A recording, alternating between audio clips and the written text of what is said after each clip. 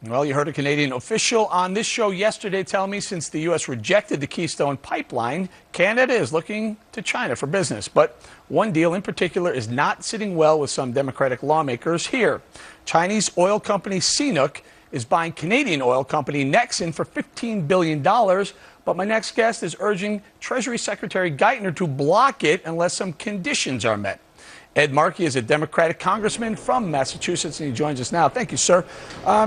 So when I heard this and I saw the letter, I was trying to figure out why Tim Geithner would get involved in a deal between China and Canada. Can you explain that to us?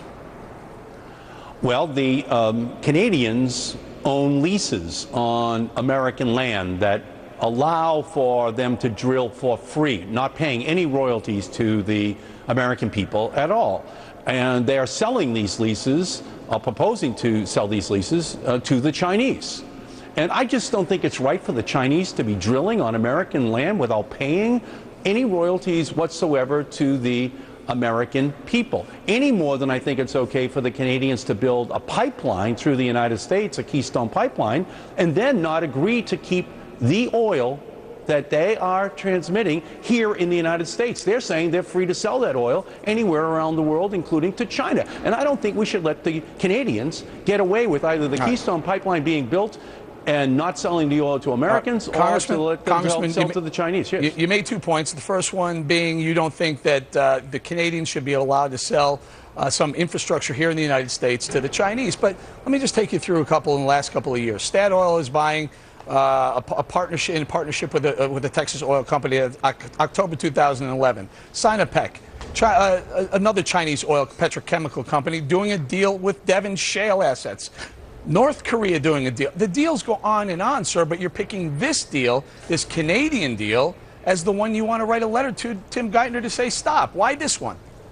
Look, the Chinese won't sell us their rare earths, because they say that's a precious resource that they want to use for their own purposes, but we need it for our own wind and solar industry. But they say no. So when do we finally stand up to the Chinese? When do we finally say to them, we're not letting you take our natural resources it's not ours, sir. We're not talking about our natural resources. We're talking about Canadian. We're talking about Canadian. For the vast majority of that deal is Canadian oil, not American oil. Canadian oil.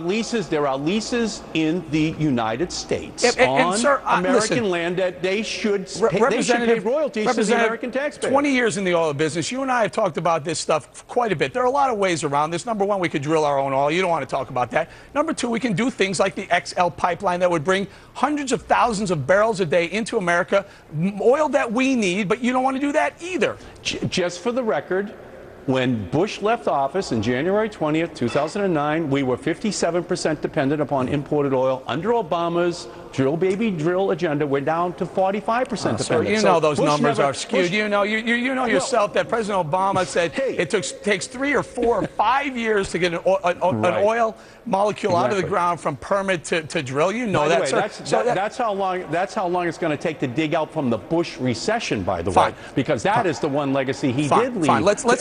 Let's stay on the pipeline for a second. Now you're saying the second part of that quote, you said you're concerned about where the refined product, after the oil comes down to the Texas refineries, you're worried about where that gasoline goes. Is that right? Exactly.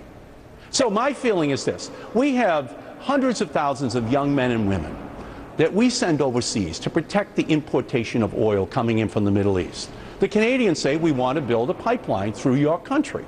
And by the way, wouldn't that be great for North American energy security? We say, yeah, that would be great, potentially. Will you keep that oil in the United States if we let you build a pipeline 1,500 miles over aquifers and rivers all throughout the United States? The Canadians say, no, we're sending it into the global market. We're not going to keep it in the United States. So but you where's the part of this where the United tell the States refineries where to do it, whether it's Canadian oil or Saudi Arabian oil or Venezuelan oil. You can't tell them where they're going to sell it anyway. It doesn't matter. So why not bring more oil in, bring more inexpensive oil in? So fine, just stop talking about energy independence. Just stop talking about backing out imported oil. If the oil that comes in from the Canadians just gets sold right out of our country, and all we are is a conduit through our country, taking all of the environmental risks without getting the benefit of the extra oil that would lower the price to American consumers. The Canadians and the Republicans will not stop that. You hit it on the head, sir, and that's what it is. It's the environmental risk. I'm going to have to leave it there. Representative Ed Markey from Massachusetts. Thank you, sir. Thank you.